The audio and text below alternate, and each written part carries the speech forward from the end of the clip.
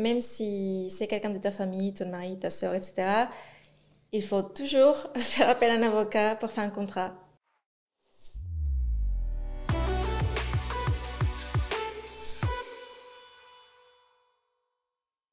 On commence. Bonjour Diana, merci beaucoup d'avoir accepté de partager ton expérience avec nous.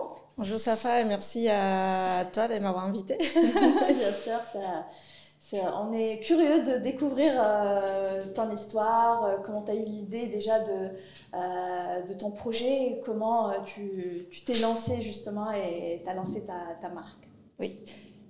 Oui. Oui, comment tu as eu l'idée déjà? Comment j'ai eu l'idée? Moi, j'ai toujours été passionnée par la cosmétique depuis petite, par les soins du visage, le maquillage, etc. Mais j'ai la peau très très sensible. Donc j'achetais pas mal de cosmétiques, je me maquillais, etc. Mais j'avais toujours des réactions indésirables sur ma peau. Et ça m'embêtait parce que j'aimais bien au moins tester. Je me suis abonnée à des box beauté, etc. Mais je suis de Mexique, je suis mexicaine. Là-bas, ça n'existe pas trop la cosmétique naturelle, surtout quand j'étais plus jeune. Et c'est quand je suis arrivée en France que j'ai découvert un peu les cosmétiques pharmaceutiques. Déjà, c'était vraiment connu là-bas, mais là-bas, c'était vraiment pas très accessible, c'était plus cher. La cosmétique naturelle, c'était pas vraiment réglementé, c'était pas très connu. Et depuis que je suis arrivée en France, j'ai découvert ça. Et en fait, c'est pendant le premier confinement que j'ai commencé à acheter des matières premières, des pots en verre, etc., que moi j'ai stérilisé, j'ai utilisé, etc., pour faire mes produits cosmétiques.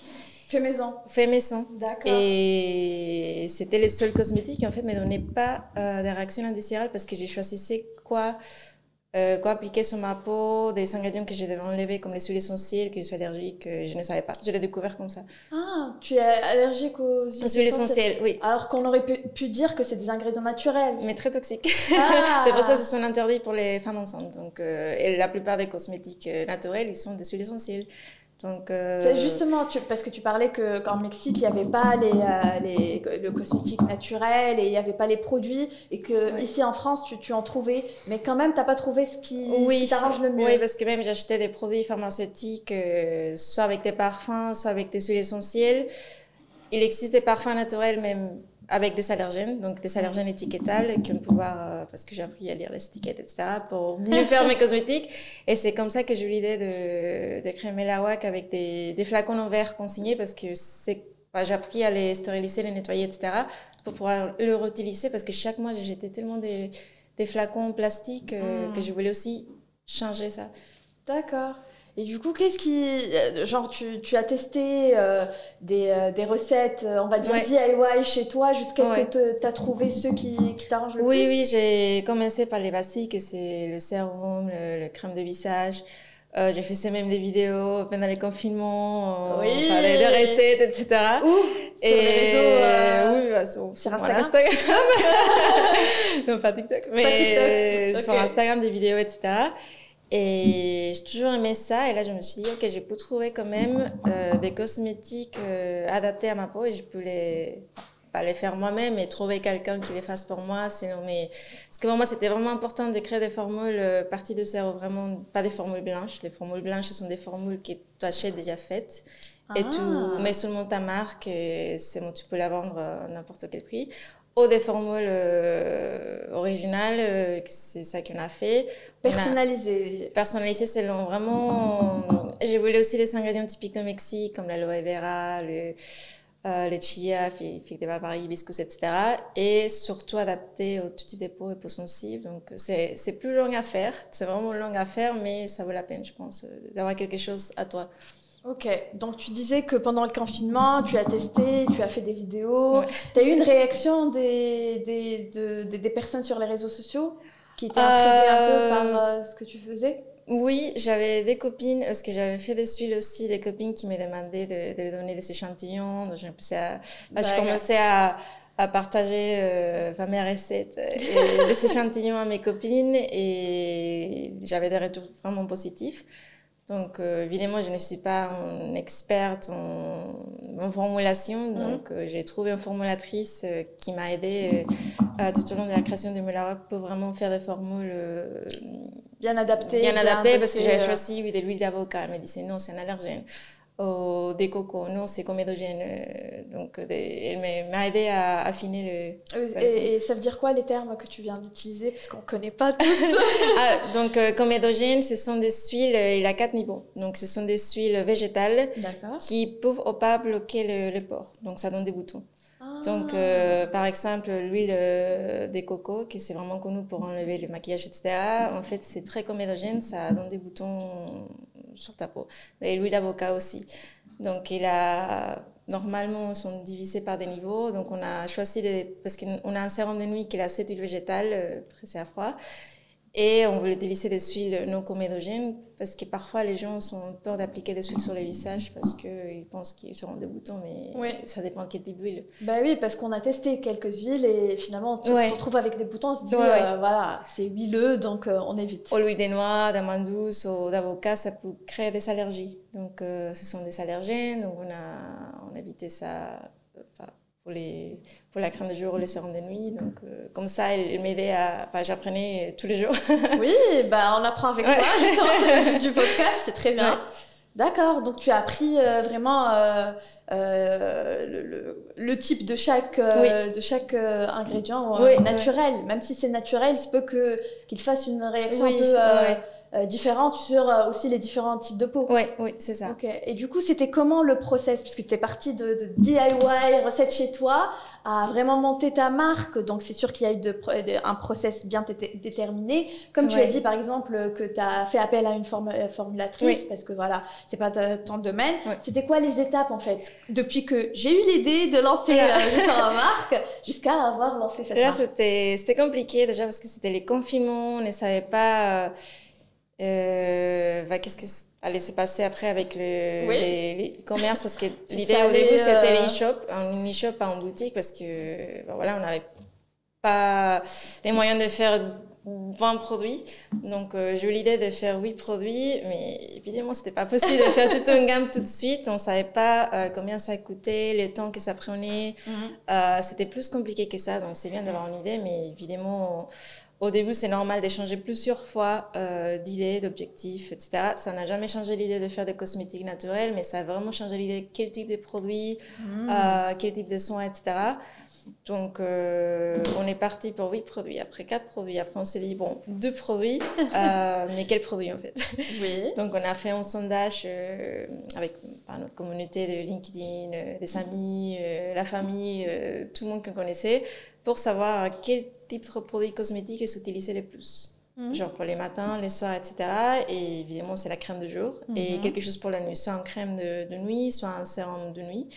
Donc on s'est dit, ok, c'est les produits les plus utilisés ce sont simples et essentiels pour le quotidien. Dans la routine. Oui, surtout si c'était des produits plutôt universels pour les hommes, pour les femmes enceintes, etc.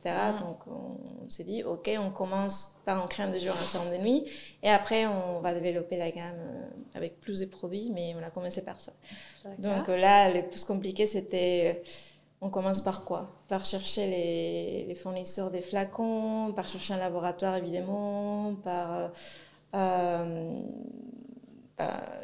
tout, vraiment, on utilisait parfum ou pas, plein de choses qui ça prenait vraiment du temps. Et après, c'était toujours par des recommandations. La formulatrice nous a recommandé un laboratoire. Après, un fournisseur des flacons faisait la sérigraphie.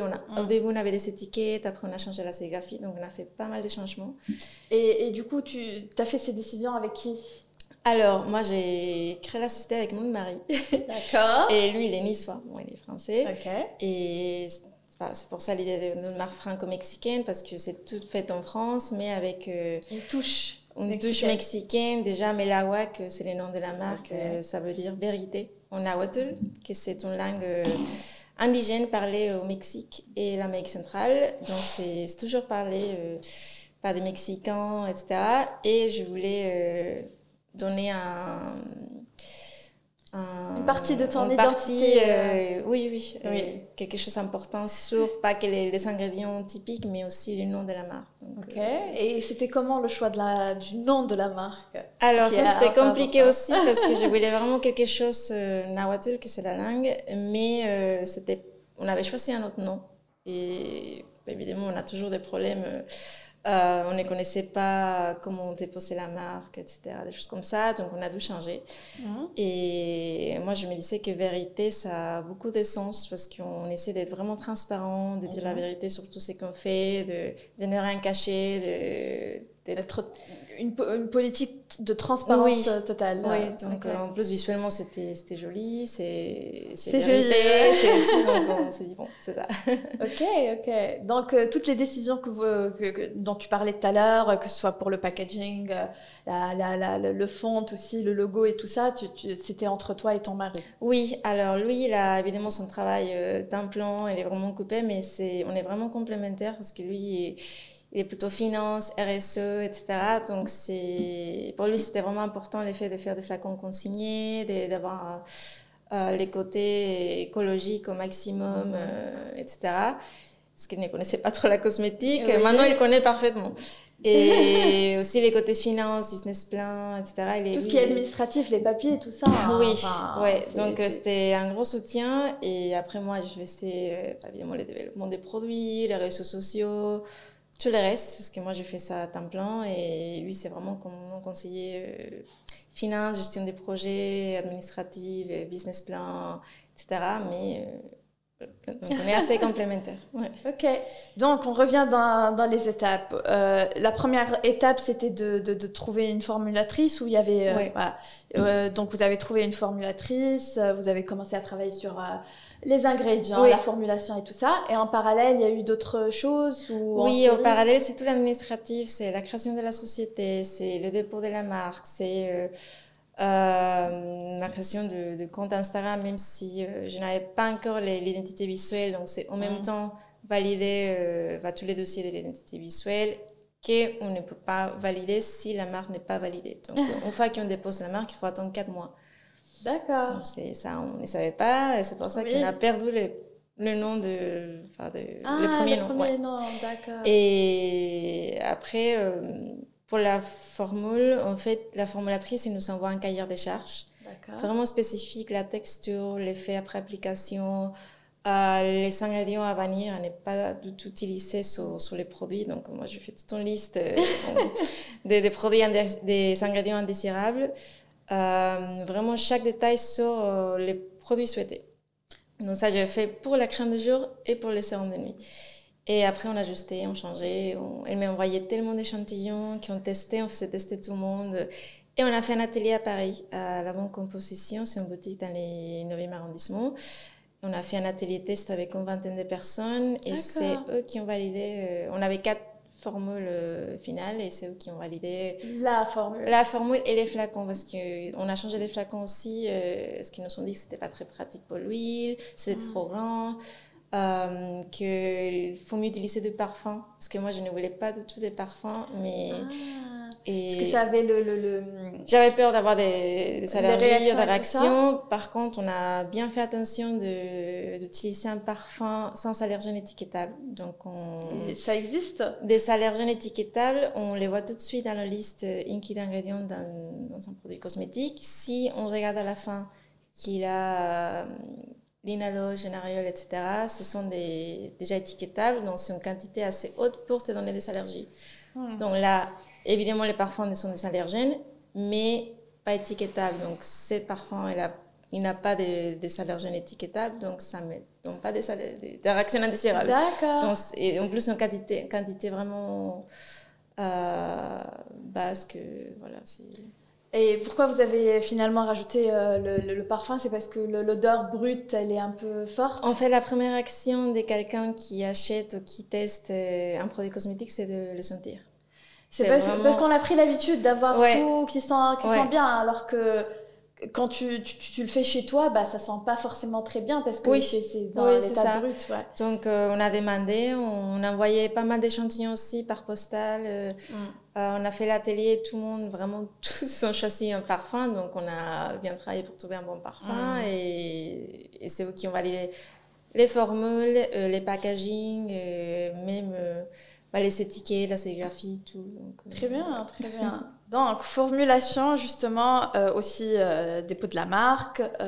Un atelier, c'était après que vous avez déposé la marque. Et oui, que vous avez... oui. Donc, c'était les dernières dernières formules. étapes, oui. Voilà, vous avez fait un atelier Oui. justement pour faire tester les personnes et tout ça. Une fois que ça a été validé, on a fait une campagne de crowdfunding. D'accord. Donc là, on a les formules, on a les packaging.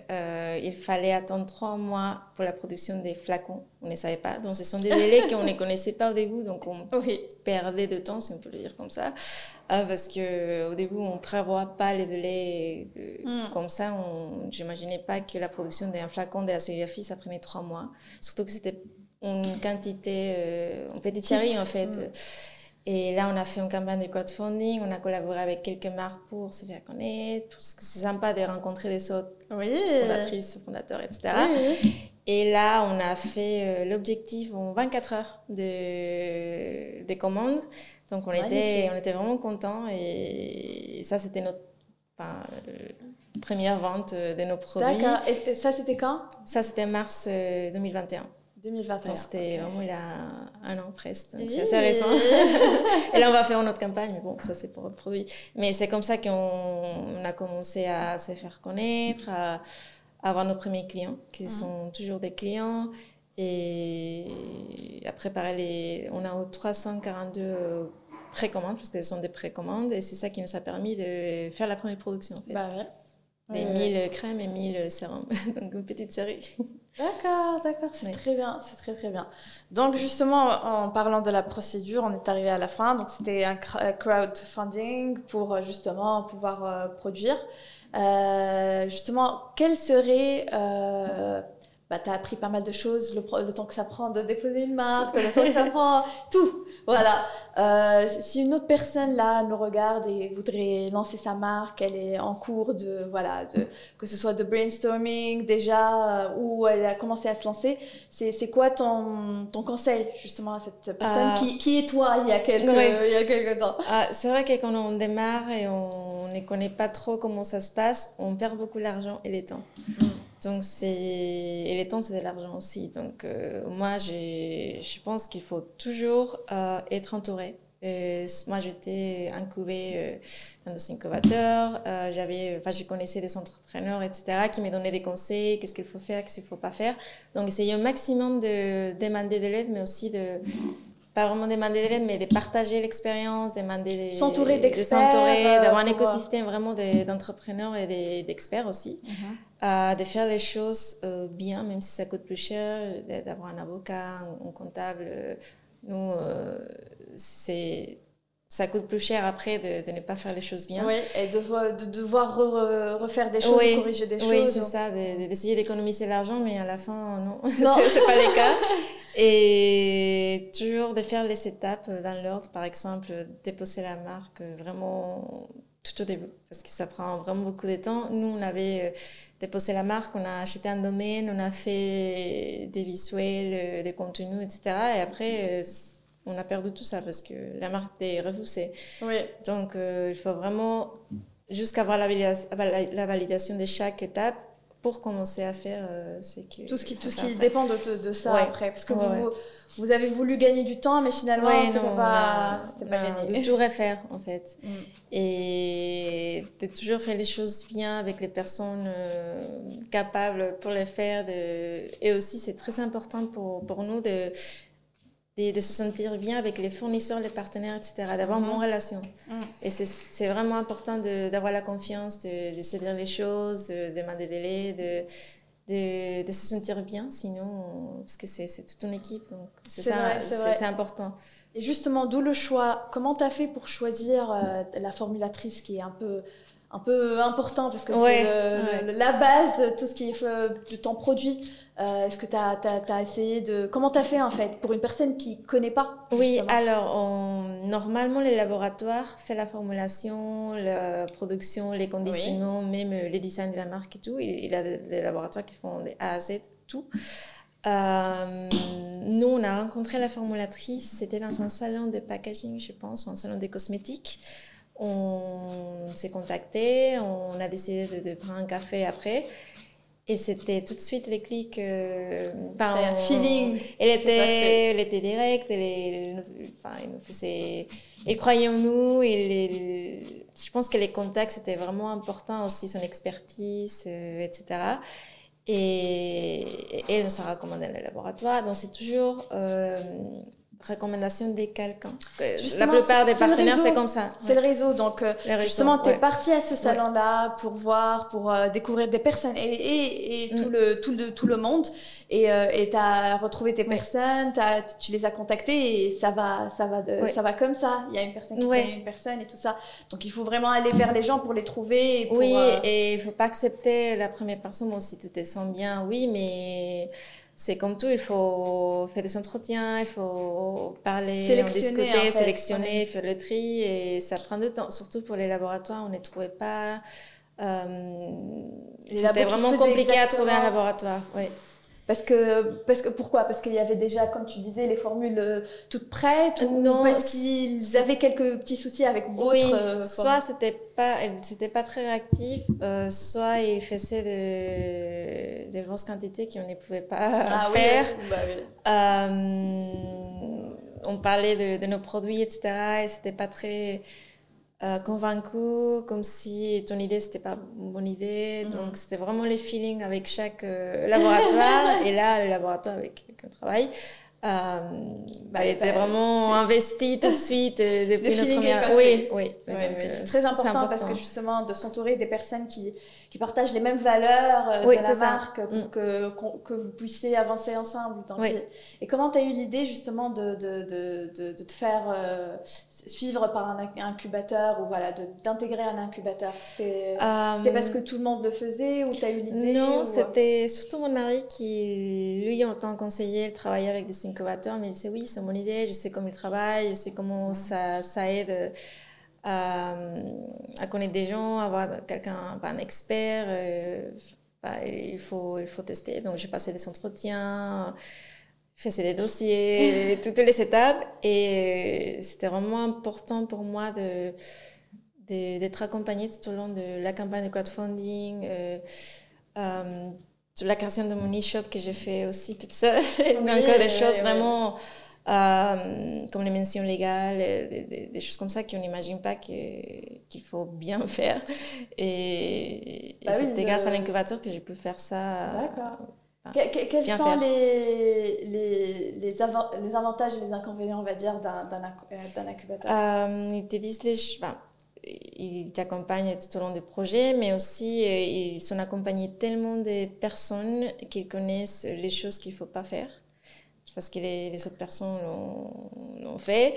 Et ils ont une expertise parce qu'ils voient tous les jours des entrepreneurs et connaissent les milieux d'entrepreneuriat. Ils voient ton projet en externe, genre, de façon que tu ne les vois pas. Oui, et je pense que c'est important, surtout les côtés techniques. Par exemple, pour les mentions légales, ils m'ont envoyé une espèce de template déjà un peu pas pré-rempli, mais des bases que je pouvais utiliser dans des choses vraiment spécifiques comme ça que de devoir le faire tout seul. Eux, ils savaient aussi une équipe légale qui pouvait valider ça, donc des choses vraiment spécifiques comme ça, c'était vraiment important. Et de rencontrer des autres personnes qui m'ont vraiment aidé, donné des conseils, partagé des fournisseurs. Donc, c'est ça aussi les réseaux. Donc, vous étiez avec d'autres marques ou d'autres fondateurs de marques on faisait des événements, dans le même etc. domaine? Pas du tout. Mais c'est ça qui est intéressant parce que peut-être c'est pas les mêmes domaines, mais on a les mêmes problématiques. Procédures et tout ce qui est administratif, c'est un peu... On passe tous par les mêmes problèmes. Donc, D'accord, donc il n'y a pas d'inconvénient pour non, et même si c'était le même secteur, je pense qu'ils sont tellement bienveillants, les gens sont pas... ils partagent tout, c'est pas vraiment la concurrence. Et je trouvais pas mal de personnes qui faisaient la cosmétique et ils n'avaient pas peur de partager leurs conseils, fournisseurs, etc. Et je n'imaginais pas ça en fait. Donc c'est une bonne surprise. Bah, c'est bien parce que justement, le but, c'est pas. Parce qu'il y a des personnes qui sont très. Enfin, qui n'ont pas envie de partager, alors que finalement, chacun son expérience, chacun sa procédure. C'est pas les mêmes produits de toute façon. C'est pas les mêmes produits. Et même pour les mêmes produits, chacun sa spécialité. Oui. Donc, valeur ajoutée, c'est. Ouais. Donc, ça, c'était une bonne surprise. Donc, je suis contente d'avoir fait ça. Donc, c'est la première recommandation que je donne. Parce qu'il y a pas mal de personnes qui m'ont contacté pour demander des conseils, etc. Et moi, j'ai bien partagé ça parce que ça m'a beaucoup aidé à moi aussi. Donc, pour toi, c'est important. C'est une des recommandations que tu donneras à une autre personne qui veut lancer sa propre marque. OK. Et du coup, après le lancement, après le crowdfunding. Alors là, c'était tous les problèmes de logistique. Donc, il fallait vraiment préparer toutes les commandes et je ne connaissais même pas comment envoyer une commande, s'il fallait créer un compte professionnel chez la Poste, chez qui, je ne savais pas du tout. Et les packaging d'envoi, les boîtes, etc. Et comment on va protéger les flacons, parce que ce sont des flacons en verre, et on n'avait pas de packaging secondaire à ce moment-là. Et la création de site en même temps. Donc là, on a bien réussi à tout envoyer. Je devais envoyer 20 colis par jour à la poste, donc j'allais avec petit caddie, mes sacs, envoyer tous les colis parce que c'était 342 quand même. Donc j'ai eu tous mes copains, mes copines qui ont venu à la maison à mettre à faire des colis. Donc c'était très bien. Très bien. Ouais. Donc, juste le lancement était un peu chargé, c'est normal, parce qu'il y avait des précommandes et tout ça. Du coup, qu'est-ce que tu as appris pendant la période justement de lancement de ta marque? De prévoir les problèmes qui pouvaient arriver, un flacon cassé. On a fini les boîtes d'expédition avant. Et la production, c'était 1 mois. Donc, j'ai mal géré. Le côté logistique, c'était la première fois, mais je pense que les délais. Je pense que les gens sont assez, ils comprennent parce qu'ils sont en campagne de crowdfunding, ce sont des précommandes. Et on n'a jamais eu un retour négatif sur ça, mais seulement il fallait attendre plus. Oui, justement, le but aussi de faire les précommandes de crowdfunding, on sait aussi qu'on est là aussi pour une marque qui vient de se lancer, donc on est un peu plus patient que d'aller directement commander en ligne.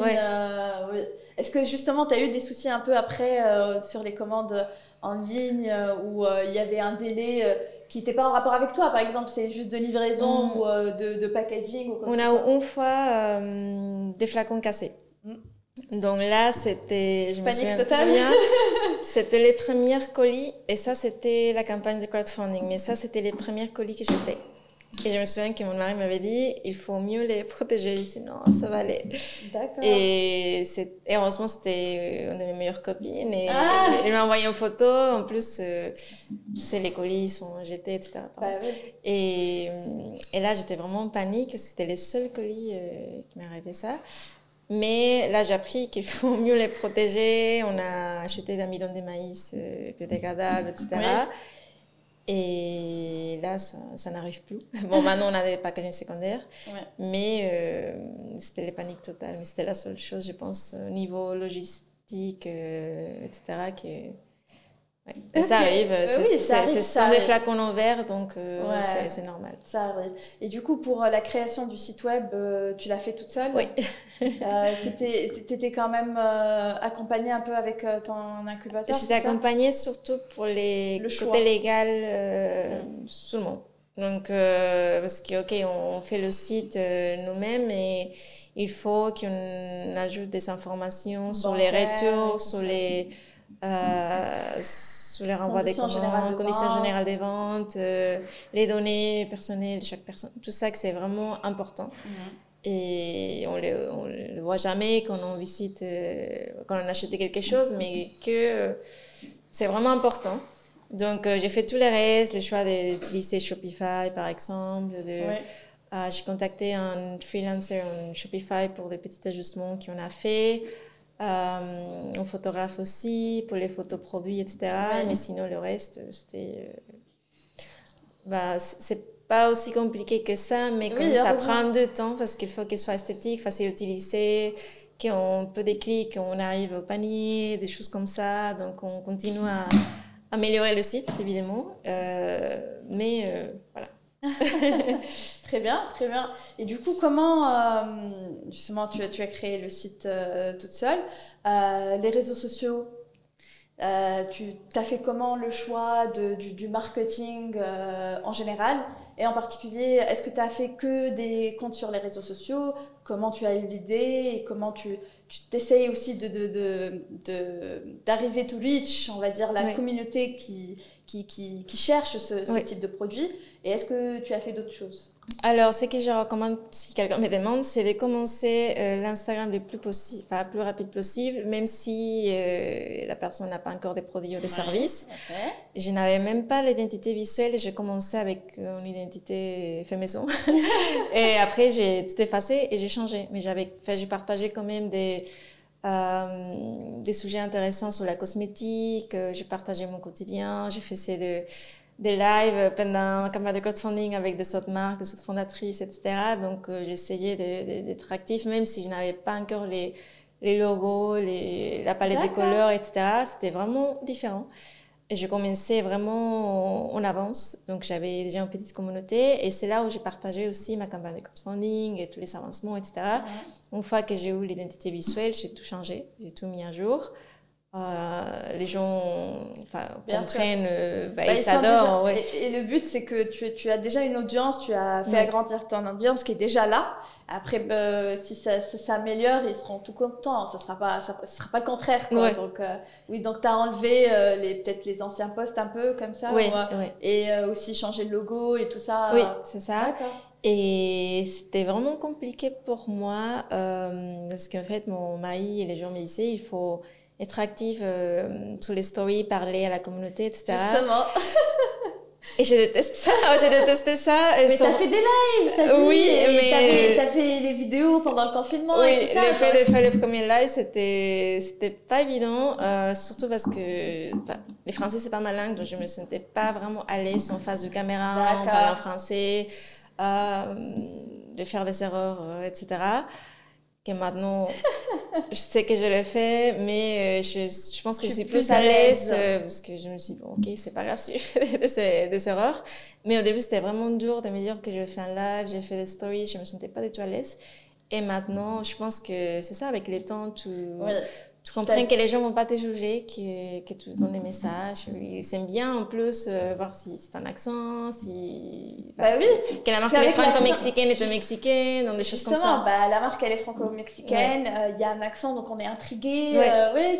Voilà, tu dis, il y a aussi une touche, bon c'est une marque française mais une touche mexicaine, ça ramène des curieux, on va dire. C'était pas évident de prendre la décision de faire ça, donc je voulais faire et je continue à les faire de temps en temps. Et maintenant, j'ai une troisième personne, une stagiaire qui est Sarah, mon alternante, qui m'aide vraiment beaucoup sur les réseaux sociaux parce que ça prend beaucoup de temps et surtout qu'il y en a pas très actif, mais TikTok, Pinterest, Facebook, c'est Instagram, c'est vraiment partout. Oui. Et il faut créer des contenus, des articles. Comme ça, moi, je peux faire plus développement des produits, le côté administratif, prospection des boutiques. T'as pu il y a plein de choses à faire. Justement, tu as pu suivre un peu l'algorithme où il faut poster d'une manière quotidienne, avoir les stories, ou est-ce que tu te sentais un peu... Non, je pense qu'avant, je ne le faisais pas. Et maintenant que j'ai quelqu'un qui m'aide à faire ça, de toute façon, moi, j'ai fait parfois des reels, je poste aussi... je sais pas quelle, mais on essaie. Mais il y a une personne qui est à temps plein dessus pour que tu puisses, parce qu'au bout d'un moment il faut déléguer pour pouvoir. Mais c'est important de maintenir le rythme. Et ok, on pose 3 fois par semaine, on fait un quiz les mercredis, donc des choses vraiment. Avoir un calendrier. Oui, un calendrier éditorial, c'est important. Que je n'avais pas avant. Aujourd'hui, vous êtes sur Instagram. Que sur Instagram. Instagram, TikTok, après ça reste le même contenu. Peut-être c'est C'est un peu plus visuel, c'est plus fun, mais c'est pas évident d'être partout. LinkedIn, j'essaie de poster, mais pas avec le même ton peut-être, pas les mêmes textes que sur les réseaux, sur Instagram ou sur TikTok. Pinterest, je ne savais pas que c'est un très bon moyen de conversion. J'ai eu un rendez-vous avec un conseiller de Pinterest. Ils m'ont dit que c'est un bon moyen de ramener des gens vers ton site. Donc, j'essaie de poster plus sur Pinterest, même si c'est plus visuel parce que les gens enregistrent les photos, des visuels, c'est ça. Il faut que ça soit esthétique, en fait, que ça soit agréable à voir. Ça tape à l'œil, donc on enregistre. Donc, je pense que chaque réseau social, il a vraiment ses features, sa spécialité, en fait. Et aussi sa cible. Les personnes que tu vas trouver sur LinkedIn sont pas forcément les mêmes personnes, pas du tout sur TikTok. Donc, il faut vraiment personnaliser chaque post. Même si c'est le même visuel, il faut un peu personnaliser. On ne peut pas poster tout en même temps comme ça. Donc il fallait une personne pour faire ça. Oui. On peut pas être partout. Parce que déjà, moi, si j'ai rédigé des choses, il fallait le relire 1000 fois, demander à quelqu'un de le relire. Ça prenait beaucoup de temps. Que je peux utiliser pour autre chose. Il y a plein de choses à faire. Donc, Et du coup, l'alternante, elle vient d'arriver il y a quelques... Ah non, ça fait 5 mois qu'elle est stagiaire, donc elle va rester maintenant, elle va changer stage alternance. Alternance, parfait, c'est les meilleurs. Donc maintenant, on est 2 et demi, parce que mon mari, il m'aide quand il peut. Par exemple, on fait pas mal de pop-up stores. Des boutiques éphémères, etc. Donc il faut une présence physique, c'est fatigant. Et parfois il le fait avec moi, parfois il le fait tout seul, les week-ends parfois on travaille. C'est vraiment comme un soutien, un conseiller, mais je comprends qu'elle a son travail. Donc, et toi, avant de lancer la marque, tu étais sur quelle activité? Alors, oui, on refait en arrière. J'ai fait pas mal de choses. J'ai eu mes masters en communication internationale à Paris et affaires internationales et marketing dans une école de commerce. J'ai travaillé dans les conseils, après chez Sanofi, pharmaceutique, après dans un start-up de photos. Et après, j'ai créé ma société.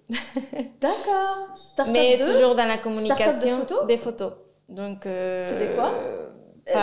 Shooting Non, en fait, moi, je faisais la prospection des photographes. Je connais bien. Une agence de photographes, c'est ça? Non, c'était un start-up de photos. Donc, c'est un start-up qui met en relation les photographes avec des sociétés. Donc, les gens qui ont besoin des photoshoots. Donc, moi, j'ai préparé les photographes pour les photoshoots. Donc, j'expliquais comment régler le caméra, comment faire les photoshoots. J'étais à distance. J'ai géré l'Espagne et l'Amérique latine. Et c'est pour ça que j'aime bien prendre mes photos pour Melaroy parce que je connais bien l'appareil photo. Déjà, tu connais ta réseau, quoi. Et ça restait photo, communication, etc. Donc, toujours dans la communication, plutôt. Communication ou marketing. D'accord.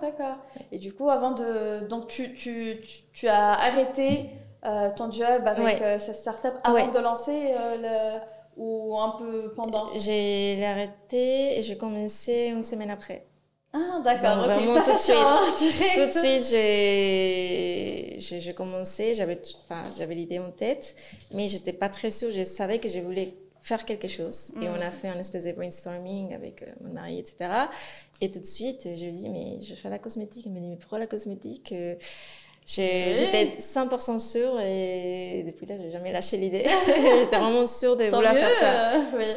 C'était ta passion et en plus, tu as trouvé quelque chose qui manquait dans le marché. C'est pas comme si ça existe et tu veux une énième idée, quoi. Parce qu'il y a tellement de marques de cosmétiques. La plupart, ils s'utilisent d'emballage en plastique. Il y a des marques qui s'utilisent, qui font la consigne, mais que les produits, soit ils sont des huiles essentielles, soit je ne suis pas très convaincue. Donc, j'ai un peu testé les deux côtés.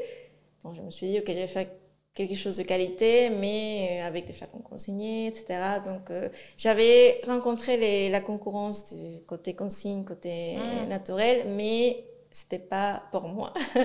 La meilleure qualité. Chercher autre chose, carrément. Ouais. Ok. Ok, ok. Donc oui, c'est bien. Et du coup, quand vous vous êtes lancés ensemble, justement, avec ton mari, est-ce que vous vous êtes mis ensemble sur une table pour se répartir les tâches Ouais. ou est-ce que ça s'est petit à petit rétabli? Alors ça, c'est un sujet vraiment important que j'aime bien partager. C'est que même si c'est quelqu'un de ta famille, ton mari, ta sœur, etc., il faut toujours faire appel à un avocat pour faire un contrat. Un contrat d'associé. Dans les contrats, il faut déjà qui a quel pourcentage, etc. Mais surtout, quelle tâche. Qui fait quoi? Qui fait quoi. Et c'est vraiment important de se mettre d'accord sur ça au début parce que, ok, combien de temps toi, combien de temps j'ai, ton expertise, les miens, comment on va se communiquer, comment on va se parler. C'est pas évident quand c'est ton mari ou c'est quelqu'un de la famille parce que tu sais que la relation, c'est pas la même. C'est sensible. On se voit tous les jours. C'était les confinements aussi. On n'avait pas de bureau, on était dans un petit appartement à Paris. Donc c'est important de faire un appel à un avocat et aussi d'être vraiment transparent, de parler qu'est-ce que je veux faire, qu'est-ce que tu vas faire, qu'est-ce que tu peux faire parce que tu as ton travail et moi j'ai plus de temps. Donc évidemment on est vraiment complémentaires, donc ça c'était pas un problème qui fait quoi. Donc évidemment il m'a donné des bases sur des choses que je ne connaissais pas avant. Donc c'est ça que c'est vraiment intéressant de créer ta société parce que je ne connaissais pas trop Excel. Oui, je connaissais, mais pas comme lui, que c'est vraiment un outil indispensable pour son travail. Faire une facture. Je sais, mais je fais comment on facture, etc. Donc, et lui, ça les passionne, tout ça. Il est passionné par ça. Donc, il m'expliquait comment on fait les factures, comment on fait les suivis financiers, etc. Et moi, je le fais tout seul maintenant. Donc, si j'ai des questions, parfois, ça arrive, on formule, je fais comment... Est-ce que pour choisir les prix des produits, parce qu'on a des revendeurs, donc il faut choisir les bons prix parce qu'après c'est compliqué de changer. Une fois que tu as donné ton prix, il faut toujours avoir en tête que si tu vends ton produit dans une boutique, tu n'aurais pas une bonne marge. Donc des choses comme ça que tu n'y penses pas, mais lui, il pensait à ça. Et maintenant, quand j'ai un nouveau produit, je ne demande même plus. Seulement, je lui dis, tiens, ça va être les prix, est-ce que tu es d'accord? Mais il me fait confiance parce qu'il m'a donné les bases pour savoir faire ça. Appris, c'est bon, et moi, sais mieux calculer. Maintenant, j'aime bien faire ça et je sais comment le faire, comment le calculer, comment... je demande évidemment, on valide ensemble des choses comme ça, mais je n'ai pas besoin... qu'il fasse tout ça en fait. Donc tu apprends des choses vraiment tous les jours. Oui, justement. Donc vous vous êtes mis d'accord sur qui fait quoi, avec le temps aussi, vous vous aidez entre vous. Justement, tu parlais justement de confinement, être toujours ensemble et tout ça. Est-ce que vous avez comment vous avez géré les petits conflits où vous n'étiez pas d'accord sur un point X, Y, ça arrive déjà ça arrive avec les associés qui se connaissent même pas, tu vois. Encore plus quand on est de la même famille ou si on passe toute la journée ensemble. Parce que tu sais, le stress de l'entrepreneuriat et tout ça, à un moment, on n'est pas tout à fait très calme à discuter et tout ça. C'est comment la gestion des conflits? C'était pas évident, surtout qu'on est traités tous les deux. Je suis en idée, lui il est en idée, et on lâche pas. Mais en fait, c'est grâce à ça qu'on a ce qu'on a maintenant, parce qu'au début, on n'avait pas la même idée. Et on a eu des discussions, etc. On a changé. J'ai arrêté un mois, je pense, l'activité. Bon, l'idée de Melao, c'était tout au début. Et après, je me disais non, il faut que je continue, etc. On avait des discussions encore, des disputes, etc. Et je pense que cette dispute, en fait, ça nous a aidé à avancer. À bâtir une base. Oui. Et... Donc, tu as arrêté pendant un moment? J'ai arrêté Oui, c'était je sais pas si c'est le deuxième confinement, que je me disais non, c'est trop compliqué, on ne se met pas d'accord sur les choses, etc. Mais je pense que ça fait partie de... c'est normal d'avoir des disputes, d'avoir des idées qui ne sont pas les mêmes idées, etc. Et maintenant, c'est rare qu'on dispute pour le travail, que ça prend du temps. Mais je pense qu'il faut toujours se rappeler on est complémentaires, qu'on a les mêmes objectifs, les mêmes valeurs et se faire confiance. C'est ça, c'était compliqué de se faire confiance sur des décisions, etc. Donc, c'est pas évident. Je peux dire que c'est pas évident, mais ça vaut la peine. Tu voulais un peu, vu que c'est ton idée un peu, tu voulais un peu contrôler tout? Je pense que les deux, on était un peu comme ça. J'ai une idée, je veux tout faire. Je voulais faire quelque chose, j'étais pas d'accord et je lâchais pas, en fait. Même pour l'identité de la marque.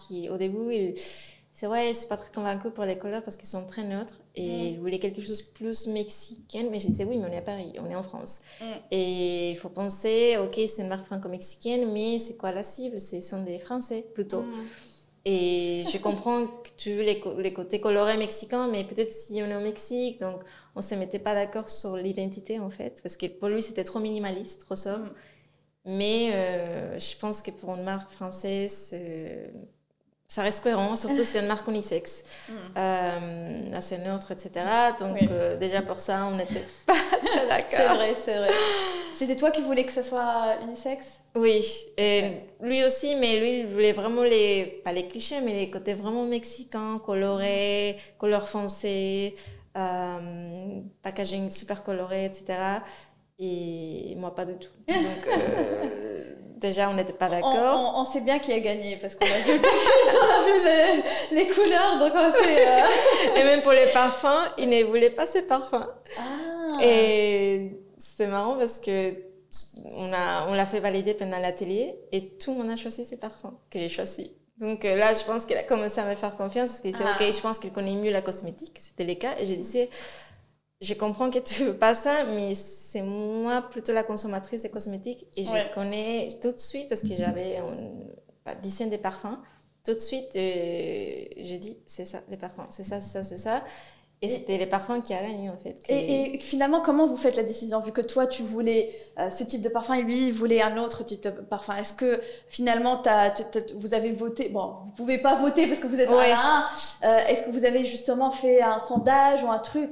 C'est l'atelier. Il y avait plus de 20 personnes qui ont choisi les parfums que j'ai choisis. Donc là, et pour la couleur? Il pouvait pas dire non. Pour la couleur, c'est très important que quand on crée la société, on est deux personnes. Et c'est pas recommandé d'avoir 50-50% pour éviter les problématiques de qui prend la décision finale. On essaie de ne pas faire ça, mais en même temps, je disais, je suis la porte-parole de la marque, je connais plus les cosmétiques. Quand même, je prends parfois la décision finale parce que c'était plutôt mon idée et c'était pas facile à accepter. Au moment où vraiment il n'y a plus il n'y a plus de discussion parce que chacun a son point de vue. Soit vous faites, vous demandez l'avis. Une troisième personne, c'est ça, je pense, les plus conseillés à faire, de demander au client. Comme ça, on évite l'histoire des pouvoirs mais moi j'aime ça, moi j'aime ça. Il faut éviter ça, mais vous se dites, ok, on demande troisième personne, on demande nos copains, la famille, la communauté, et ils vont choisir. Et donc, on essaie de faire maintenant plutôt ça. C'est la carte du pouvoir, finalement. Ok, c'est bien, on a entendu, mais finalement, le pouvoir revient à la personne. Je pense que c'est mieux de se dire, on n'est pas seul, en fait. On a une troisième personne, on a une communauté, on a des clients. C'est eux qui vont choisir. Parce que... et parfois, justement, c'est un peu subjectif parce que, aussi, surtout dans le design, c'est très subjectif. Moi, j'aime tout ce qui est sobre, l'autre personne aime tout ce qui est coloré. Donc, on va jamais arriver à une réponse commune. C'est là où, justement, vaut mieux que c'est la communauté, c'est le client qui fait la décision finale. Toujours. Justement, et ça aide. Oui, donc au début, je voulais ça, mais évidemment, c'était pas bien de dire, ok, j'ai choisi et c'est comme ça. Donc, on a demandé copines, plutôt des gens qui utilisent la cosmétique. Et c'est vrai que c'est important le côté visuel sur les réseaux sociaux. Quand on va en boutique, parfois j'achète des choses parce que c'est joli, j'achète et après, ok, c'est bien aussi les produits. Oui, mais justement, c'est la première chose que tu vois, c'est tout ce qui est identité visuelle. C'est pour ça que c'est très important. Parce que tu vas pas tester avant d'acheter. Non, parfois c'est pas possible, surtout la cosmétique ou les produits en ligne. Parce que là, c'est un e-shop, donc c'était tout de suite les côtés visuels. Et quand on a reçu l'identité visuelle, on avait 3 propositions. Donc, pour les 3 propositions, pareil, je pense que on a dû demander à la famille, des copains, des gens les plus honnêtes, mes proches. Et après, bon, c'était comme ça. C'est vrai, parce que justement, Safia, toi, tu es dans le domaine, quand tu choisis les produits, tu achètes les produits. Tout à l'heure, elle était concentrée, je voulais pas. Mais quand tu achètes les produits, c'est avec l'identité visuelle, surtout les produits que tu connais pas, ou est-ce que tu prends les feedbacks des autres personnes pour acheter des produits? Surtout que c'est ton domaine et que tu utilises tes produits pour tes clients, donc... Enfin, ça, vraiment, je me sens vraiment séparée parce que si c'est vraiment un produit que j'achète pour moi-même, je me mets à la place du client. Donc, du coup, pour moi, c'est vraiment le feedback que je regarde. Sinon, pour les choix des marques, enfin des produits que tu utilises pour le client, c'est tout ce qui est... ça aussi, c'est feedback, mais en fait, visuel, ça prend beaucoup de la place. Ouais. Surtout d'un client qui vient et qui voit le visuel joli d'une collection, ça lui ouvre l'appétit, on va dire. Donc, parfois, on regarde les flacons et après, on découvre qu'est-ce que c'est, on lit les étiquettes, parce que moi, j'aime bien regarder les avis après. Mais tout de suite, c'est l'identité visuelle. Donc, c'est très intéressant, justement, comme tu disais, la gestion aussi de comment vous travaillez ensemble comme associés. Mais c'est vrai que le côté légal, c'est important, mais c'est compliqué quand on est mari et femme. Mais si on cherche un associé, etc., j'ai fait une formation pour choisir les types de sociétés, comment choisir les pourcentages, le capital, etc. Et je pense que c'est un sujet parfois tabou et délicat à parler. Mais nécessaire. Mais c'est vraiment important parce que ça arrive que parfois, on est vraiment bloqué sur une idée, on ne peut pas avoir une troisième personne qui nous aide et la personne ne peut pas s'en mêler. Donc, c'est des choses qu'il faut se faire accompagner par un avocat ou être formé et bien choisir. Et c'est normal parce que c'est ça l'expérience des entrepreneurs, surtout les associés. C'est normal qu'on va pas être d'accord sur tout, qu'on va pas faire tout de la même manière, on va pas réfléchir. Même si on a la même vision, et même si on est, t'aurais pu trouver une autre personne qui est dans le cosmétique lui-même et dans même, elle aurait eu d'autres manières à exécuter aussi, choisir aussi. Donc c'est très important de aussi se répartir les tâches et savoir qui fait quoi. Et maintenant, comme j'ai appris de finance, Excel et tout, lui, il est un expert en acide hyaluronique, vitamine C. Il peut vraiment... Des choses qu'il n'aurait jamais osé apprendre expliquer avant. chaque ingrédient. Il ne peut pas sortir de la maison s'il n'applique pas la crème. Donc, des choses, des habitudes que c'est marrant parce que parfois, j'ai des frères quand il fait un voyage, je me dis, ah, elle est où la crème? Et c'est marrant parce que lui aussi, il a appris sur la cosmétique et, c'était un partage, surtout, en fait. vraiment, donc, c'était un partage. C'est vraiment intéressant. Toi, tu as appris tout ce qui est administratif, financier, lui, il a appris donc complémentaire, mais aussi vous avez appris toutes les autres spécialités. Et du coup, dans le futur de la marque, vous avez déjà des idées d'autres produits que vous voulez lancer? Ce sera un à un? Oui, on va sortir un produit fin de l'année. Donc, c'est un produit, ça fait longtemps qu'on travaille sur ça. Et parce qu'on veut les certifier. Donc, ça, c'est notre sujet. Parce que nos produits ne sont pas certifiés. Quel label? Les produits, les baumes, ça, c'est un baume pour le lèvres denté. Ça va être Cosmos Naturel. D'accord. Donc, ce sont des choses qu'on a appris aussi. La différence entre toutes les certifications. Qu'est-ce que c'est Cosmos Naturel et organique, bio. Et...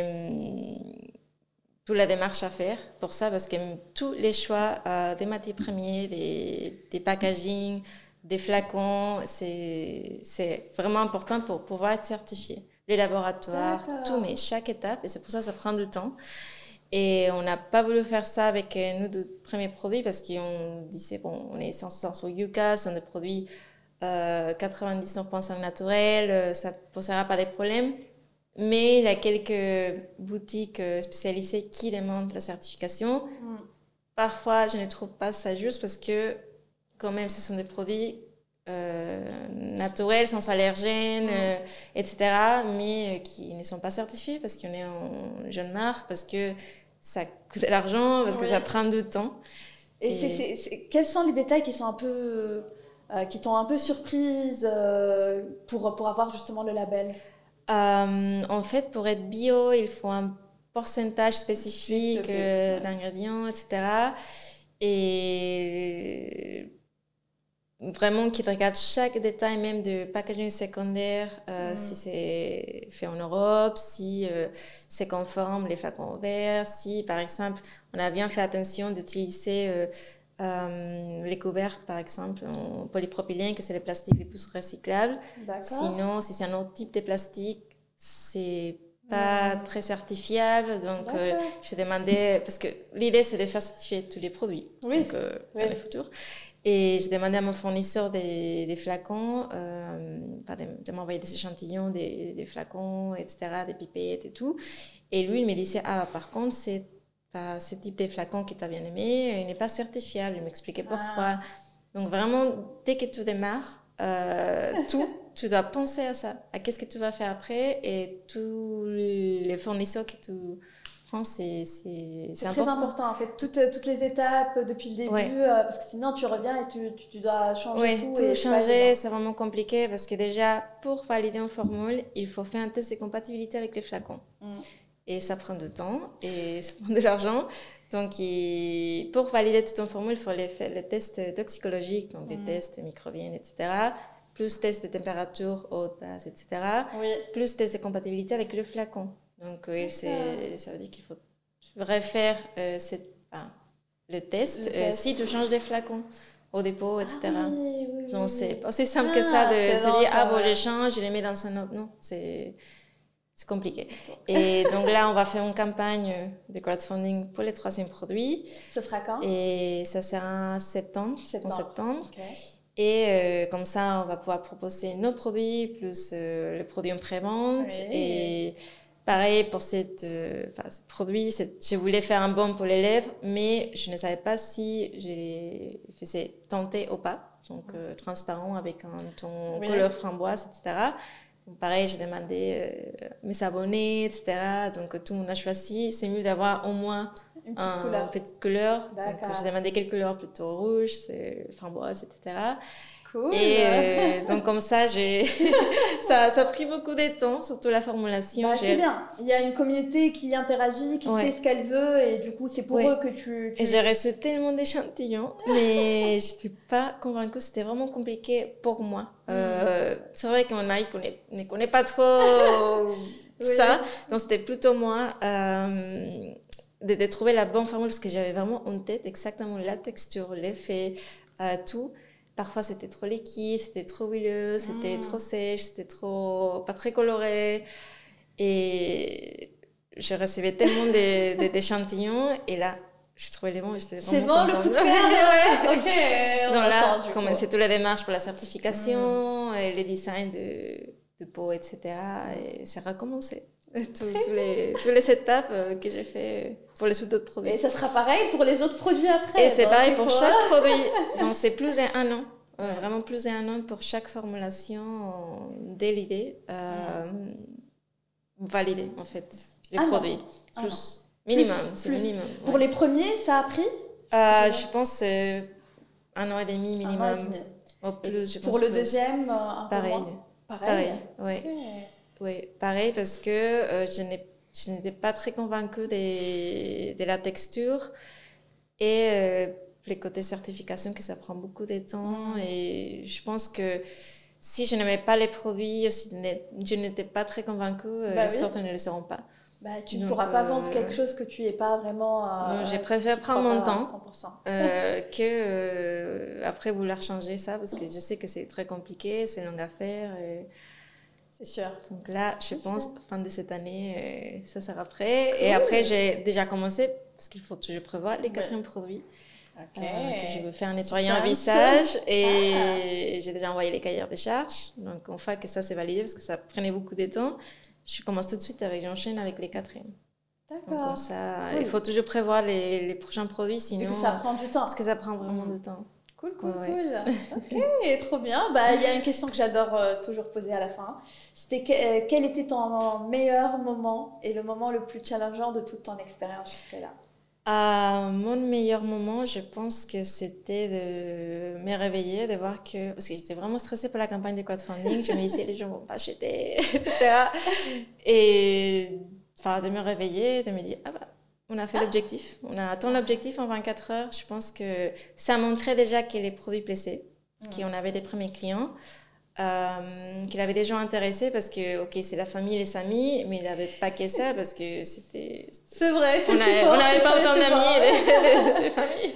Oui. Et je pense que là, j'étais vraiment contente de me dire, oh, déjà, c'est hyper stressant d'attendre un mois, atteindre l'objectif et tout, de me dire, ok, ça c'est passé, c'est fait, maintenant il faut continuer, mais ça fait de plaisir que les gens soient intéressés et d'avoir les premiers retours. Les retours positifs, ça fait...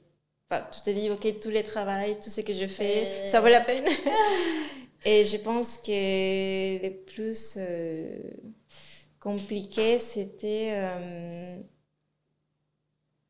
je sais pas, je pense T'as oublié tout ce qui était les petites difficultés. C'est quand tu imagines ton produit ou ta marque, tu as un nom en tête. Et la première fois, on avait ces noms en tête. Et le fait de devoir le changer, ça démotive vraiment. C'est comme si maintenant, ils me disent, bon, Melawak, il s'appelle plus Melawak, tu dois changer les noms. Je dis, mais non, c'est Melawak et c'est toujours Melawak. Et on continue à appeler la marque avant avec vrai, notre nom. pendant un moment. Et on avait trop de mal à se dire, on doit les changer. Et c'était vraiment dur. Après, c'était un des premiers mois, on démarrait, on avait dépensé de l'argent pour faire... on a fait une vidéo. On a fait des contenus, on avait acheté les domaines, on a fait pas mal de choses. Et c'était vraiment compliqué de se dire, bon, on s'est trompé et on doit chercher autre chose. On était vraiment démotivés. Mais... De refaire de zéro, c'est jamais confortable. Et aussi, il y a beaucoup de problèmes qui se passent en interne. Problèmes produits, problèmes fournisseurs, des délais pas prévus. Que ça arrive vraiment tous les temps. Moi, je les voyais parce que je suis pas mal des entrepreneurs, etc. Et c'est bien de me dire, je ne suis pas la seule, que j'ai les mêmes... Enfin, on a tous des problèmes. Même, soucis avec surtout les sources externes, on va dire. Oui, donc, et que c'est à moi de gérer, en fait. Là, c'est OK, c'est bien, ton vie, c'est cool, toi, ta société, toi, ton temps. Oui, mais si ça arrive un problème, c'est moi. C'est mon argent, c'est mon temps. C'est moi qui dois gérer les choses comme ça.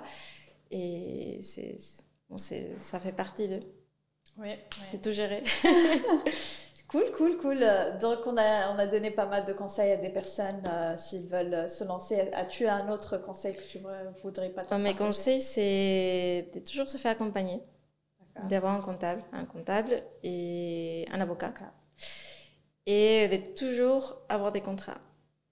Toujours. Parce que même si c'est la famille, même si c'est des proches, etc., c'est vraiment important d'avoir tout par écrit, de faire les choses bien et de se faire entourer par un écosystème d'entrepreneurs et de parler au maximum parce que parfois tu n'oses pas quand tu as un projet de parler parce que tu as peur d'avoir des avis, que les gens prennent ton idée, etc. Mais non, il faut toujours parler de ton projet et voir la réaction. Ah oui, c'est intéressant. Ah oui, non. Mais c'est pas pour ça que tu vas l'arrêter ou tu vas te démotiver, mais c'est plutôt pour te faire connaître et pour parler d'eux. Mais pour que ça tourne, pour que ça arrive à plus de personnes. De communiquer le plus possible, partager partout, parler de ça. Partager des stories, être présent sur les réseaux sociaux. D'être vraiment visible partout, parce que c'est comme ça que tu te fais connaître. Parce que, ok, tu as les marketing payés et tout ça, mais non, il n'a pas que ça. Il y a le côté humain, côté humain qui est très important. Pour moi, c'est plus important déjà, parce que c'est plus honnête parfois. Ce sont des vrais avis, des vrais partages. Donc c'est ça mes conseils. Ok, merci beaucoup Diana d'avoir partagé ton histoire. Elle est très très belle et on te souhaite beaucoup de succès dans le futur. Déjà ça se lance super bien. On t'a vu sur les réseaux sociaux pour te dire justement c'est comme ça que je suis arrivée sur ton compte. Et du coup on espère que ça va s'agrandir dans le futur et voilà. Merci beaucoup. Merci.